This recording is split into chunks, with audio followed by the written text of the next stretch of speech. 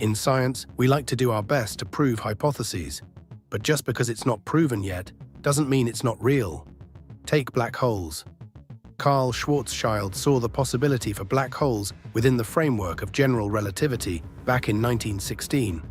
John Michell, using Newtonian physics, hypothesized their existence even earlier, all the way back in 1783.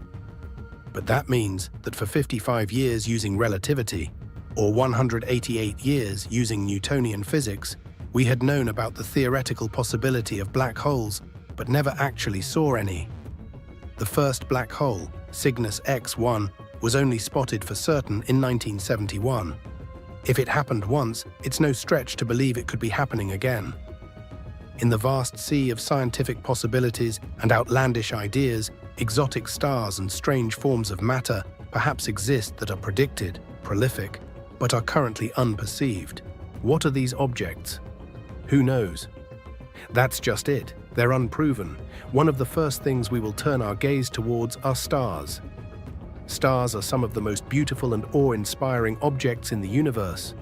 Through violent thermonuclear reactions, they emit enormous amounts of light, illuminating the night sky and heating up any nearby planets in the process. Through mergers and powerful explosions, stars are also responsible for producing the heavy elements that make up much of the matter we see around us. Astronomers and astrophysicists have come a long way toward understanding how stars operate, to the point where we can even predict how long it will be before our sun runs out of fuel and transforms into a red giant. But today, we are not just going to talk about the types of stars we are familiar with. Instead, we are going to contemplate stars we have never seen before, ones that astrophysicists say could hypothetically exist, including ones that are quite literally made of vacuum. First, we need to lay some groundwork and understand how stars work in general, starting with the most important star of all, the Sun. Since the Sun is made of gas or plasma and not solid matter, you could not stand on its surface like you would on Earth. The Sun's gravity would pull you down toward the center. So why doesn't the gas at the surface get pulled inwards too? It turns out that there is a pressure pushing outward from the Sun's core that counterbalances this pull of gravity. The main source of this pressure is the radiation created by fusion reactions in the core, the same radiation responsible for carrying light and heat from the Sun to the Earth. Whether you think of radiation as individual photons or waves in the electromagnetic field, its path from the core toward the outer layers of the Sun will cause an outward push in all directions. This radiation pressure would not be enough to stop you from falling into the Sun, but it is just enough to stop the Sun's own gas, which is relatively light, from collapsing in on itself. And outward pushing pressure is a feature of pretty much all known types of stars. What differentiates different types of stars is where that pressure comes from. For our Sun, the pressure comes from fusing hydrogen into helium. When the Sun runs out of hydrogen in about 5 billion years, it will become a red giant star and begin to generate its pressure by fusing helium into even heavier nuclei like carbon and oxygen. Eventually, the Sun will also run out of helium and any other light elements that could be used for fuel for nuclear fusion. At that point, it will collapse into a small star known as a white dwarf. Since no more fusion is occurring anymore, white dwarfs are sometimes called stellar remnants instead of stars. But if there is no more fusion, where does the pressure to support these stellar remnants come from? It turns out that gravity pulls the gas of a white dwarf inward until it is so dense that a new type of pressure emerges, known as electron degeneracy pressure. This is a purely quantum mechanical effect, and it is the same effect that is responsible for you not being able to pass your hand through solid objects. Electrons simply cannot get too close to each other without an extraordinary amount of energy. Electron degeneracy pressure is not strong enough to counteract the pull of gravity. This is called the Chandrasekhar limit. It is absolutely impossible to have a stable white dwarf any heavier than 1.4 times the mass of the Sun. If a star has burned through all its nuclear fuel and its core is still heavier than the Chandrasekhar limit, that core will collapse in on itself until it becomes so dense that an even stronger type of quantum pressure emerges, known as neutron degeneracy pressure, which, as you may have guessed, prevents neutrons from getting too close to each other. A star that reaches this state is called a neutron star. the smallest and densest known class of stellar objects. There is a limit to the mass that a neutron star can have while still being supported by neutron degeneracy pressure, and there is. This time it is about 2.2 times the mass of the Sun. Any heavier than that, and the neutron star would keep collapsing under the influence of its own gravity until, well, actually, not until anything. As far as we know, neutron degeneracy pressure is the strongest possible pressure that ordinary matter can exert, so there is nothing left to prevent a sufficiently heavy stellar remnant from collapsing in on itself forever. This is the fate that might await some of the most massive stars we have observed in the universe. From the perspective of an outside observer, these stars would get so dense that all we would be able to see is a black hole. That is a lot of pressure. But then scientists started to wonder what would happen to a star that wasn't made of ordinary matter. If exotic forms of matter could hypothetically produce even larger pressures than neutron degeneracy pressure, then what new kinds of stars could exist? Consider the pattern that we were starting to see earlier. Stars could get even smaller and even denser than neutron stars, as long as they were supported by some even greater pressure. You might think that the only limit on how small these stars could get would be the point of no return, where they would turn into black holes. That point of no return is when a star becomes smaller than its own Schwarzschild radius. This is almost true, but not quite.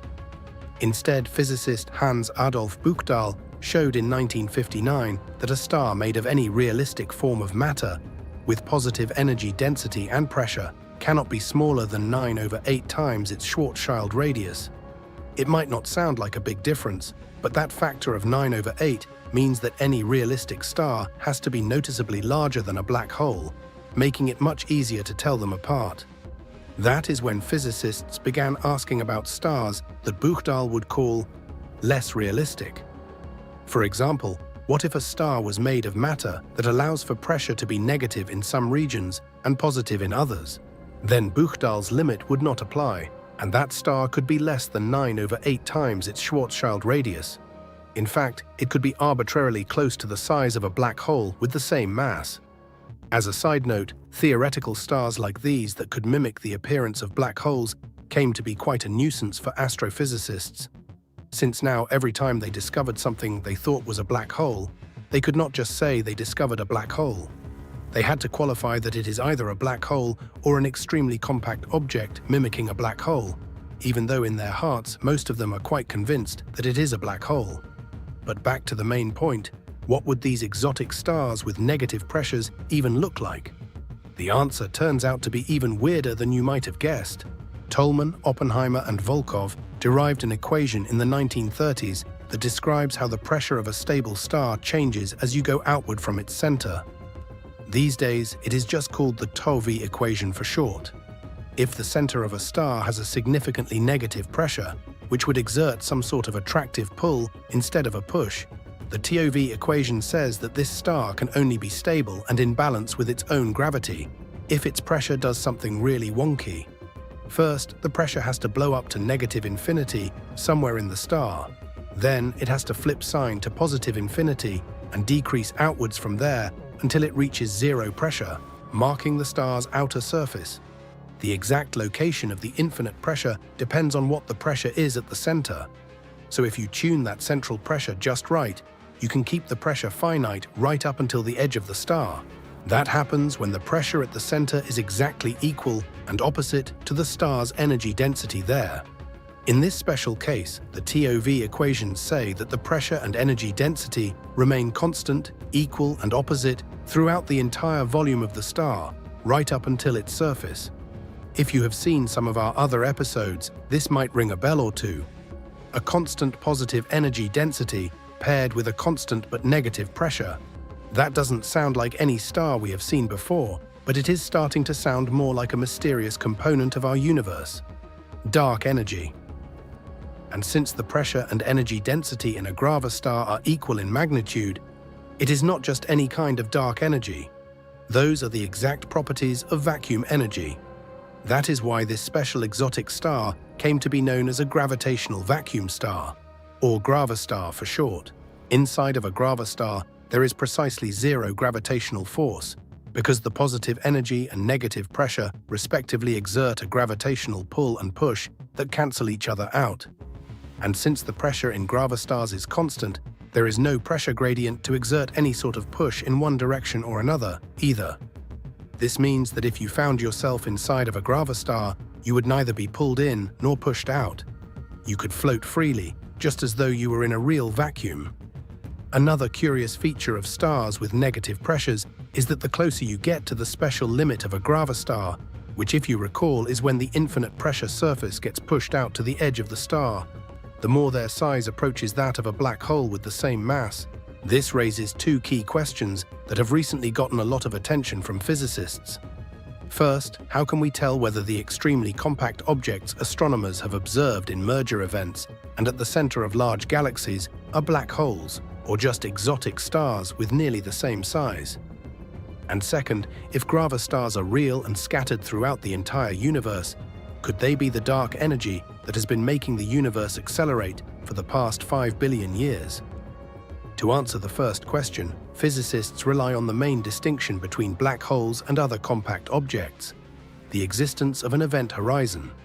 You see, the defining feature of a black hole is that nothing that falls inside or even touches the surface of a black hole can ever come back out.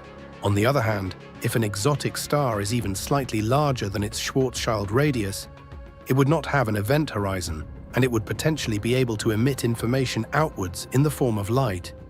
Not only that, but objects without event horizons could have different signatures in their gravitational wave emissions than those of black holes during a merger. This would allow us to tell them apart by measuring and analyzing those gravitational waves using observatories like LIGO.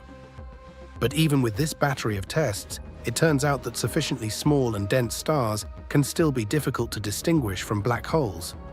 So far, the best we can do is to say that the radius of the black hole candidates we see in the universe is at least approximately equal to their Schwarzschild radius. In some cases, that is just a rough estimate, but in others, we have calculated that radius to within 40 decimal places. As for the second question about dark energy, that is where things get really heated. In early 2023, an analysis led by physicists at the University of Hawaii found that astronomical observations of massive black holes showed them to be growing in mass over time, at exactly the same rate that dark energy would be expected to grow over time due to the expansion of the universe. They came to the inevitable conclusion that black holes must be made of dark energy, and that they are really more like gravastars than ordinary black holes with infinite density singularities at their centers. This conclusion was fiercely contested. Astronomers came out arguing that the analysis of the observational data wasn't quite right, and theoretical physicists came out arguing that the expansion of the universe should have nothing to do with the growth of black holes in any case. So while the idea that dark energy could exist in the form of gravastars sounds exciting, it looks like the scientific community is not going to be convinced unless it is simultaneously supported by better data and more compelling theoretical models. So while gravastars may exist, we are far from proving them, and they might look too much like black holes to be able to easily spot in the first place. But the next exotic object I will explore today should be as recognizably distinct from a black hole as it is possible to get. They are black holes opposite, the push to a black hole's pull. They are white holes, and there is no reason in physics why they could not exist. I want to start off with a simple analogy. If I ask you to imagine a cone, you will probably think of either something that points up, like a traffic cone, or something that points down, like an ice cream cone. These are what we think of as cones in the real world, but if you write down the most general mathematical equation for a cone and try graphing it, you will get something that looks like two cones glued together. You see, a mathematical cone has two halves, one that points up and one that points down, connected at their tips. And what we think of as cones in the real world are actually just chopped up pieces of the full mathematical cone. Black holes are the exact same way. Let me explain. Many of the black holes we see out in the universe are the remnants of massive stars whose extreme gravity caused them to collapse in on themselves. Once a black hole is created, it becomes permanently separated from the world around it by a spherical barrier known as the event horizon. Anything can fall into the black hole, but nothing, not even light, can come out. This structure of spacetime can be neatly summarized in what physicists call a Penrose diagram, which is a way of representing an infinite spacetime in a finite drawing. The key feature of a Penrose diagram is that light travels upwards at 45-degree angles, making it easy to distinguish regions where light can or cannot enter. In this diagram, region 1 is the regular universe, containing the original star before it turned into a black hole, and everything outside of it, from the infinite past to the infinite future. Region 2 is the black hole, and it is separated from the rest of the universe by its event horizon. You can see how it is easy for light to enter the black hole, region 2, but it is impossible for light to exit. It will inevitably hit the singularity instead. The same holds true for ordinary matter, which moves slower than light, and so in this diagram can only travel upwards at angles steeper than 45 degrees. What is so special about this Penrose diagram is that it accounts for the formation of the black hole at some specific point in time, when the star collapsed in on itself. In the far past, there was no event horizon or black hole to speak of, and light could freely travel across all of space. But while this diagram represents the kind of black hole we are used to seeing in the real world, it is only one piece of the full mathematical description of black holes in general relativity. In other words, it is the lone ice cream cone of black hole diagrams. So what happens if we forget the real world and imagine an ideal black hole with an infinite past, leaving behind the baggage of collapsing stars and everything else in the physical universe? What is the black hole analog of the full mathematical cone? It might look like a simple extension of our original Penrose diagram, but this diagram comes with physics that is a little upside down. Region 1 is still our regular universe, and region 2 is still a black hole with an inevitable singularity in its future. But the maths also describes something that looks like the inverse of a black hole in region 3. Instead of a singularity in its future, region 3 has a singularity in its past. And if you draw the motion of light rays at 45-degree angles, you can see that it is straightforward for light to leave region 3, but it can never enter it. This type of region is exactly what we would call a white hole. It is the space-time analog of a traffic cone. But that is not all. If you look beyond the white hole, you will see there is a patch of space-time labeled region 4, with the same connections to the black and white holes in the middle as the regular universe. This patch is a parallel universe, and it is entirely disconnected from the universe in region 1, since it is impossible for even light to travel from one region to the other. The upshot of all this is that the same mathematical equation describing the regular universe and the black hole also describes the parallel universe and the white hole. This does not mean that every black hole comes attached to a white hole, though, just like with cones, the real universe can contain chopped-up pieces of the full mathematical solution. But this does mean that even if white holes are less common than their black hole counterparts, or even if there are not any white holes connected to our universe at all, it does not make them any less scientific, in the sense that they are equally consistent with the laws of physics. In our analogy, if you imagine that ice cream cones remain extremely popular, while traffic cones become difficult to produce and are phased out of existence, that does not make the idea of a traffic cone any less real. This is more or less the status of white holes today. The notion of a white hole makes perfect sense, but it is possible that any white holes that existed in the past were unstable and were similarly phased out of existence. If you are wondering whether there could be some more stable white holes that have just escaped our sight, you are not the only one. And you should stick around for when we talk about the tiniest possible white holes in just a few minutes. But first, buckle up, because the Penrose diagram can describe more than just white holes. We are about to go to a whole new level of warped space-time, into the realm of wormholes and parallel universes. The no-hair theorem says that a black hole can have up to 3 intrinsic properties: mass, charge, and spin. But the Penrose diagram I showed you only described the simplest kind of black hole, which was electrically neutral and completely stationary. The diagrams for charged or spinning black holes are much more complicated, but they are also much more exciting because they completely alter our understanding of singularities, and they give rise to new and fascinating regions of space-time.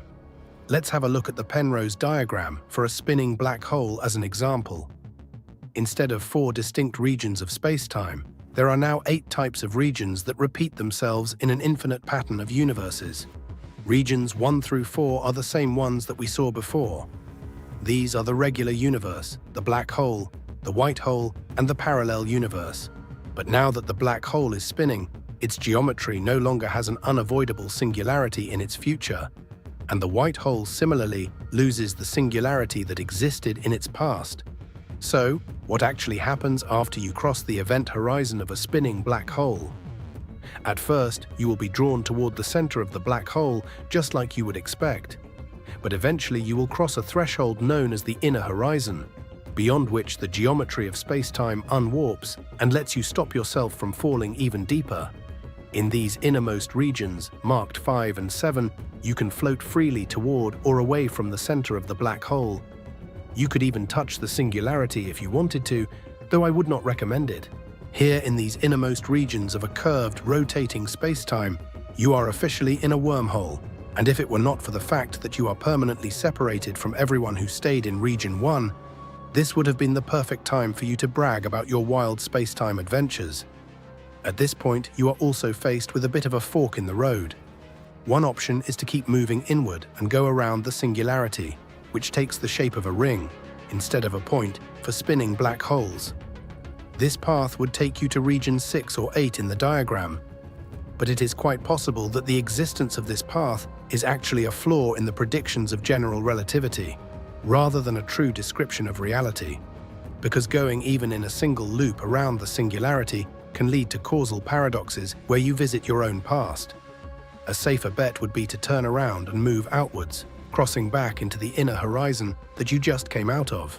This would take you into Region 3, a white hole, which would then carry you all the way out to a brand new universe, similar in structure to the one you started out in originally, but sadly without your friends or family waiting for you. In fact, by the time you get here, your old universe will have already experienced an infinite amount of time. You would be living in a whole new definition of the future. Okay, let's step back into reality. As fun as that journey through the wormhole was in theory, you probably could not survive it in practice. And honestly, there is a good chance that the wormhole itself would collapse once you disturbed its space-time. So how much of this mathematical structure can we expect to see in the real world? Spinning black holes with event horizons appear to be everywhere in the universe. But what goes on inside of them is still largely unknown. There are 2 main reasons for why the physics inside real black holes might be different from what the Penrose diagram would lead you to believe. First, when black holes form from the turbulent collapse of massive stars, some assumptions that went into making the Penrose diagram are violated, like that the black hole existed forever, or that the universe around it is perfectly symmetric and does not contain random infalling humans. And second, the theory of general relativity used to construct the Penrose diagram might itself only be approximately correct, breaking down near the singularity where the curvature gets most extreme. So there is a good chance that some predictions of the diagram, especially the most problematic ones involving singularities and time travel paradoxes, are not real features of a highly curved space-time, but the existence of white holes is more of an open possibility, leaving plenty of room for speculation about how they might come to be and whether they might leave any observational footprints for us to discover. One hypothesis that has recently gained some traction is that a white hole is born whenever a black hole dies. And no, this is not some magical story of reincarnation or voodoo. It is a genuine attempt to understand the full life cycle of black holes, with at least some level of mathematical backing. You see, even an isolated black hole in an otherwise empty space will continuously emit particles known as Hawking radiation, causing it to gradually shrink and lose mass over time. But once the black hole reaches the super tiny Planck mass, just about 20 micrograms, we have no way of predicting what future awaits it. At least, not without a full theory of quantum gravity. This is where loop quantum gravity comes in, a proposed link between gravity and quantum mechanics, in which space itself is made of discrete loops. In short, the equations of loop quantum gravity predict that instead of continuing to shrink even smaller than the Planck mass, such a tiny black hole is instead more likely to quantum tunnel into a white hole, spewing out its contents back into the universe over an extended period of time. Incredibly, even though this white hole will be similarly small and light, it can contain an enormous amount of entropy, because its interior geometry will have been stretched into a thin tube with an extremely large volume. This store of entropy could potentially open a pathway for any information that falls into a black hole to be recovered in the distant future, solving a decades-long problem in theoretical physics known as the information paradox. As the white hole releases this information, it begins to slowly fade out of existence. The space-time around it loses its curvature, and its life cycle comes to a close. In general relativity, our whole universe is predicted to have had a singularity in its past, namely 14 billion years ago, at the moment of the Big Bang. In this way, the universe is like an uncharged, stationary white hole. But if loop quantum gravity says that white holes can be born when black holes collapse, could the same be true about the creation of our universe? Could it be that our expanding universe was born from the ashes of an older, contracting space-time? As crazy as this seems, loop quantum gravity says that may well be the case. So perhaps white holes as a concept are not so far-fetched. Maybe it is time to start believing in white holes, because in a way, maybe we were in one.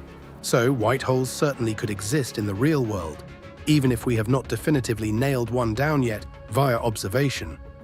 But I have glossed over another part of the Penrose diagram that might have made you raise an eyebrow.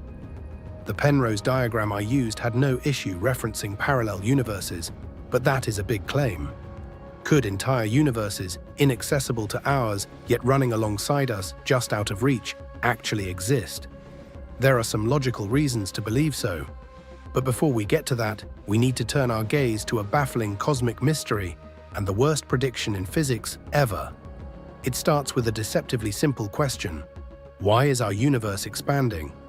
One of the first things you might learn in a physics class is that gravity is an attractive force between two objects, whose strength is proportional to each of their masses. Gravity keeps planets locked in orbit around the Sun. It keeps stars grouped together in the Milky Way, and it even attracts galaxies together to form galaxy clusters and superclusters. But if we zoom out further, this gravitational attraction begins to act in reverse, causing galaxy clusters to accelerate away from each other rather than drawing each other in. So what is going on here? Einstein's theory of general relativity gives us a lens through which we can understand this strange behavior. In general relativity, space is not just some background in which other things can move around. Instead, space itself can stretch and warp and evolve over time. Einstein showed that in this framework, gravity is no longer a force, but rather a distortion of an object's inertial path in a dynamical spacetime. For example, when a planet orbits around the Sun, in Einstein's description, it is merely following a straight-line path in a curved space. This means what we observe as a repulsive force between galaxy clusters should really be thought of as an accelerated stretching of the space between them. But what could possibly cause the expansion of space to accelerate like this on the largest scales of the universe? To begin to answer this question, we need to know what causes space-time to stretch and warp to begin with. In Newton's theory of gravity, all objects with mass exerted a gravitational pull, and in general relativity, all objects with mass curve the space-time around them. But Einstein showed that in addition to mass, any form of energy or pressure will also influence the dynamics of space-time. Energy density is how much energy is found within a given volume, how much pop, heat, zap, and motion exists within a given space. And in our universe has always been found to be positive. Pressure is how much force over an area the contents of that space sends pushing into the rest of the universe around it. Think interstellar dust pushing on each other whenever they bump into each other in the void. As you can imagine, for objects so far apart, this pressure value hovers a little above zero on a cosmic scale. When these values are cumulatively positive, their influence on the space around them causes the space around them to contract in. Essentially, they create gravity by decelerating the stretching of space. However, conceivably, if you were somehow to set the values of this equation so that pressure was negative and greater than the positive energy density, that minus sign would cause the whole thing to flip, and you would accelerate the stretching of space. In effect, you would end up with a volume of space filled with a kind of anti-gravity, a dark energy. It is a little nebulous, as it is tricky to visualize anything with a truly negative pressure. How can you have less than 0 atoms in a patch of space after all? But atoms are not the only things that exert pressure. After all, pressure is simply a force applied across an area. Fields can also apply forces. Think a magnetic field, dragging a piece of iron in towards a bar magnet, or two magnets pushing each other away. If dark energy were some kind of field that pushed away not just other magnets, but everything, then this would match what we see the universe doing. Vacuum itself having dark energy, and enough of it to slowly, very gently push the universe apart. Scientists have thought a lot about dark energy over the years, and have even figured out what its combined energy density and pressure needed to be to create the rate of spatial expansion that we witness. It is around 10 to the power of -9 in SI units, which is a very small number, which is why we do not notice it here on Earth and only spot it on the grand cosmological scale of the universe. This is actually good news, because it turns out that if the number was much higher or lower than this, things would get very bad for our chance of existing. Let me show you what I mean with a quick sketch of the history of the universe. Here is the full history of the universe from the moment just after the Big Bang to the present. This is the dark energy density measured by astronomers. Scientists believe its negative pressure has kept this density roughly constant for billions of years. And although there is new evidence coming to light that shows dark energy may be weakening over time, for our purposes, we can just keep the value consistent. It does not change the point we are making, as you will see in a moment. This is the density of ordinary matter in the universe, which has little to no pressure. The density decreases over time because the expansion of space dilutes the matter within it. Finally, this is the density of radiation in the universe, including photons and other extremely light particles. The positive pressure of radiation makes it dilute away even more quickly than ordinary matter. Towards the beginning of time, for a very short period, there were no atoms.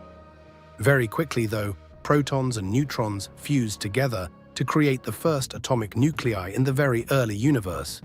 Shortly after matter took over as the dominant form of energy, the universe cooled down enough for nuclei to attract and hold on to electrons, forming the first atoms of hydrogen and helium. These atoms were the building blocks of the very first stars, and these stars were pulled together by gravity to form the very first galaxies and clusters. Only later did dark energy take over, triggering the accelerated expansion of space and preventing the formation of larger structures. But what would have happened if the energy density were larger?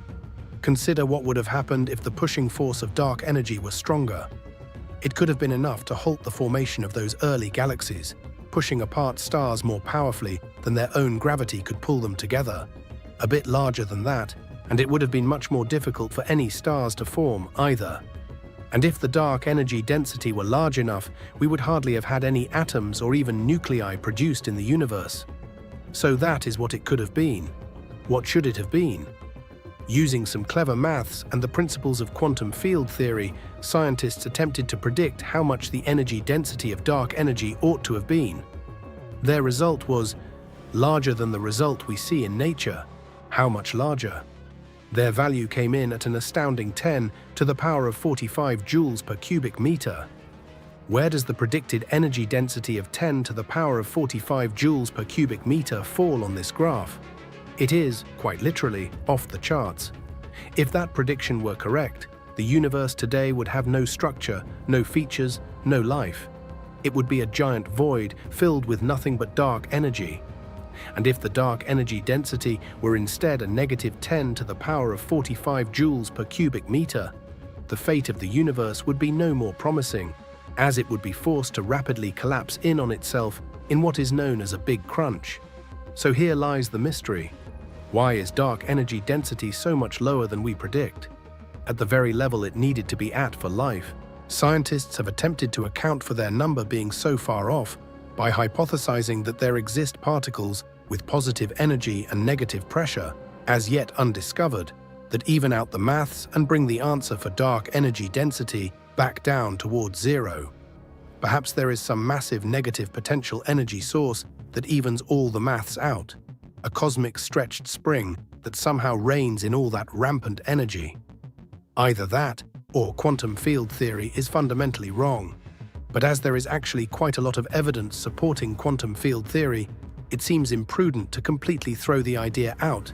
Instead, we are left contemplating the marvelous nature of this cosmic coincidence. What were the odds that the energy density of dark energy would be so low when it was predicted to be so much higher? That this great universal balancing act occurred in such a way that we were not torn apart or crushed into a singularity. Without it being so low in magnitude, we would not exist. Our very atoms would never have come together, torn apart by surging, expanding space. According to our predictions, we have got very lucky. This coincidence happened in such a way that the universe was able to produce life. So, was it a coincidence? Of course, there are different explanations for this dark energy density problem, often known as the cosmological constant problem. Those of a religious mindset would point to the idea of intelligent design, that this wasn't so much luck as intent. A god, or extremely advanced being, has set the value of dark energy density to be just right for life to come into being for the purpose of creating us. Of course, this idea does not sit well with everyone.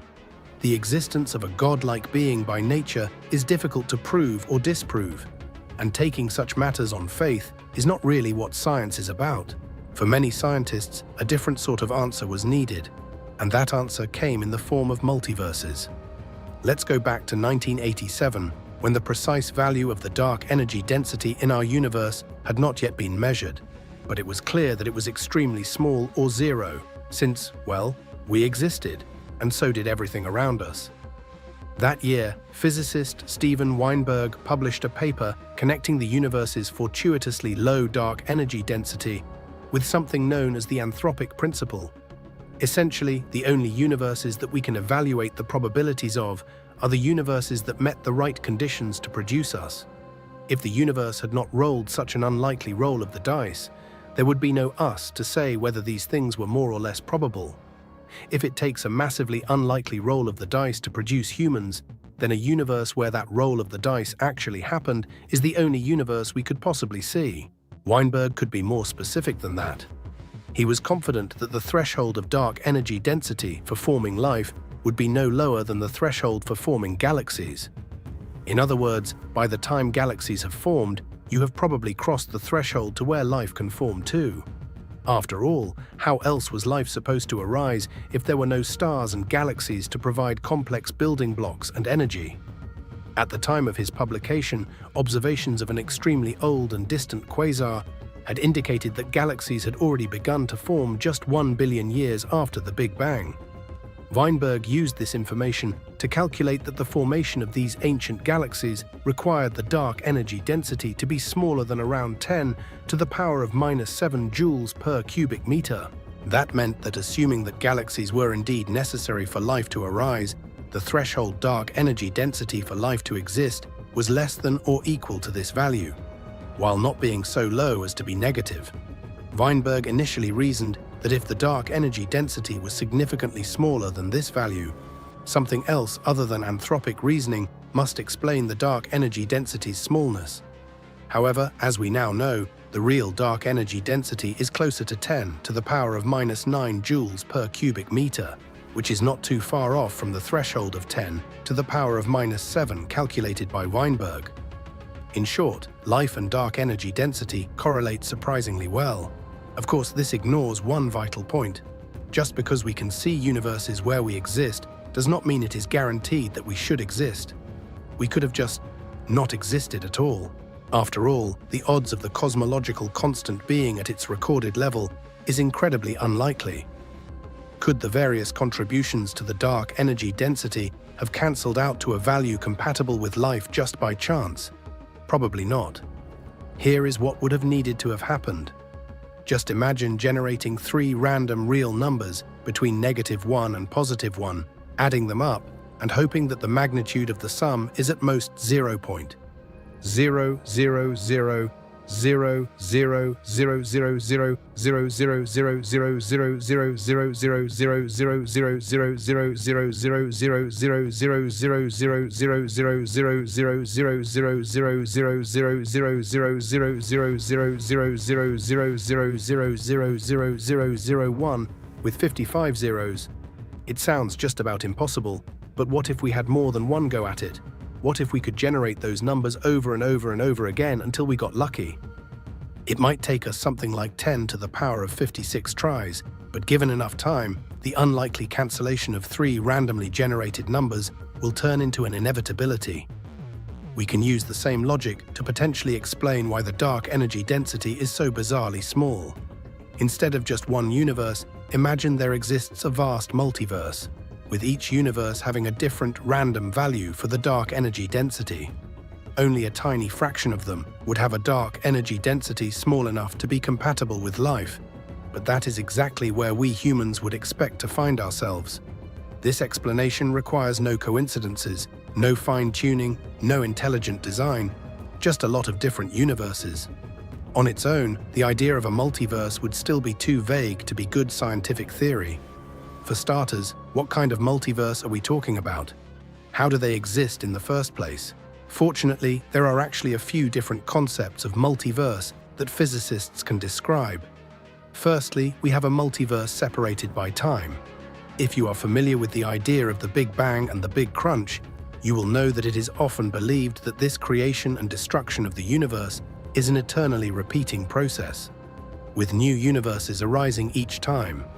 If the underlying numbers of each universe are a bit different with each iteration, for instance, if dark energy density can change from universe to universe, then with enough Big Bangs and Big Crunches, you could inevitably end up with a universe with a dark energy density exactly like our own. There are a few assumptions at play here, of course, as we do not know for sure that the universe does contract into a Big Crunch yet. But if it does, and if the rules of the universe are a bit different with each new iteration, then this is a viable model for a multiverse. A second multiverse described by physicists, although one I find personally a little bit more iffy, is a multiverse separated by space. While the rules of physics seem to be consistent across all of space that we can see, there are realms of space beyond our sight, sections of the universe that are accelerating away from us so quickly we never will see light from them. It is conceivably possible that the rules of these parts of the universe could differ from our own, and if this occurs, then we are essentially in another sort of multiverse. I find this model a little less satisfying though, both because it feels strange to call a further away part of our universe a different universe just because we cannot see it, and also because there is no evidence that the laws of physics differ across space. This seems to me to be the least likely sort of multiverse. But finally, modern physics describes a third type of multiverse, one that is disconnected from our space-time entirely. In the many-worlds interpretation of quantum mechanics, every macroscopic interaction or measurement of a quantum state causes the wave function of the universe to branch into multiple non-interacting parts. If you have heard of Schrödinger's cat, you can imagine the universe splitting into one universe where the cat is alive and one universe where the cat is dead. With every such interaction, the total number of universes grows exponentially, and the quantum multiverse becomes ever richer and more diverse in its features. To be clear, we still do not know whether this branching process is the correct physical description of quantum mechanics, but it is arguably the simplest, and it is perfectly consistent with all experimental data. Or rather, we have no proof that it does not exist that way. If it does turn out to be correct, then it would add a whole new layer of complexity to our understanding of the multiverse. Multiverses are useful in that they remove the need for massive coincidences or intelligent design as a way of explaining our presence in the universe. However, are they actually real? Unfortunately, the answer is an unsatisfying, we do not know. While differing multiverses do help solve the cosmological constant problem, we actually have no evidence that they exist beyond the offering of an explanation for that coincidence. We have no proof that the laws of physics change across space or time or quantum universes. If other universes exist, they might have exactly the same laws of physics and values for dark energy density as our own, which would put us right back to the same problem we started with. How are we here when the odds of the galaxy itself existing is 10 to the power of 56 to 1?